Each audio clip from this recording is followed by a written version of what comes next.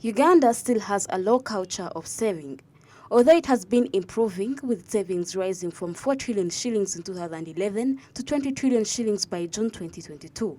The most significant innovation that the Uganda Retirement Benefits Regulatory Authority has made this year is expanding the coverage to include workers in the informal sector due to systematic issues that currently do not address labor informality, despite the fact that most Ugandans work in the informal sector. The authority also hopes to speak with involved stakeholders to create tax incentives that encourage saving for retirement, hoping that the project will encourage more individuals to do so. In our effort to try to expand coverage, we tried to first understand the dynamics of the informal sector. It's a very different community or society. The characteristics are quite different from the formal people. And one of the entry points for us was, let's try with Mazima and Kasita. Kasita has not taken off for sure. We can confirm that it has migrated to an umbrella, so it cannot stand alone as a scheme.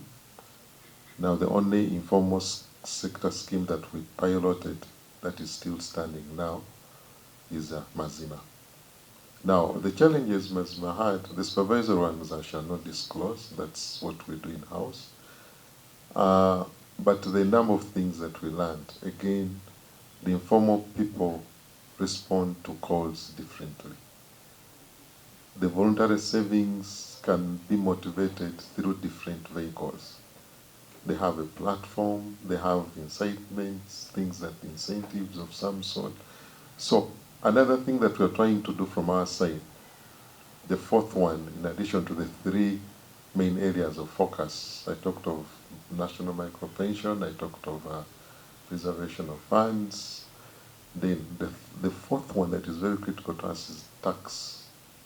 We think that there could be some tax measures or tax incentives that can be put in place to motivate saving for retirement. There is a misconception, according to Benjamin Mukibi, that the informal sector consists of people with large businesses rather than those who live hand-to-mouth on the streets. We've moved this journey for the last, I could say, 4 years, and it started from really looking at what is it that informal sector workers are doing, because they're not earning a salary that you will guarantee that you know they'll get a salary every month. And I'm talking about market vendors, border borders, and the like. I'm glad Samuel talked about the ones for maize. I know the Kenyans have some Fahari product like that, but we wanted to know the peculiarities, because even within SSF, you notice that people contribute, but not actively. They are in and out of employment. So we want to make a preposition for value. And it starts with looking at what is saving, because more often than not we hear people on YouTube and on radio talking about saving as merely abstinence from consumption out of disposable income. And if we take that as the definition, then there is nowhere you will think about disposable income when you are talking about informal sector workers, because most of them it's mouth to hand. And more often than not, when people are discussing informal sector, they talk about big businesses that are making a lot of money in Chikubu. But the majority are barely surviving, like the maids that we are talking about, the border borders that are riding borders that are not theirs, and they are just making a small living, just day-to-day living.